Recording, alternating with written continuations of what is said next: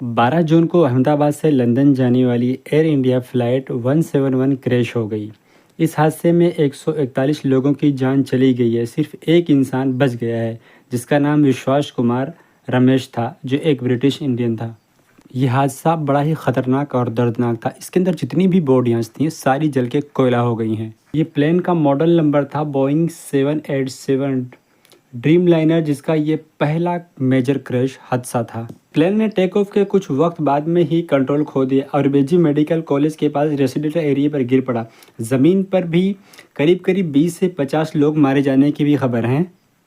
यहाँ पे मज़ीद बता दूँ कि अब क्रैश की वजह जानने जा रही है। अर्लियर रिपोर्ट में इंजन थ्रस्ट या फ्लैप मल फंक्शन का अंदेशा है। ये मल फंक्शन क्या होता है, आसान लफ्ज़ों में बता दूँ, मल फंक्शन उसे कहा जाता है कोई ख़राबी या टेक्निकल प्रॉब्लम आ जाए जिससे सिस्टम काम करना छोड़ दे, उसे मल फंक्शन कहा जाता है।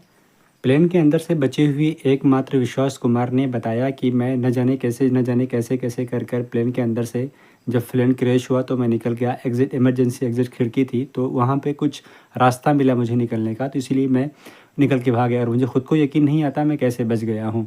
और इस तरह से उनको फिर एक एम्बुलेंस में बैठाया गया और फिर उनकी ट्रीटमेंट करनी शुरू की गई। ये इतना बड़ा हादसा है कि पूरे देश को इसने सदमे में डाल दिया है। पीएम मोदी ने एक्स पर लिखा, ये एक नेशनल ट्रेजेडी है।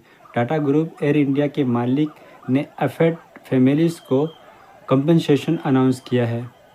इस दुर्घटना के पीछे जो लोगों की हमदर्दियाँ तो हैं ही साथ में, और साथ में सवाल भी पैदा होता है कि एक ultra moderate plane trainer pilot फिर भी इतना बड़ा हादसा कैसे और क्यों हुआ। ये सारी चीज़ें तो तभी पता चलेंगी जब जांच होगी, तहकीक होगी।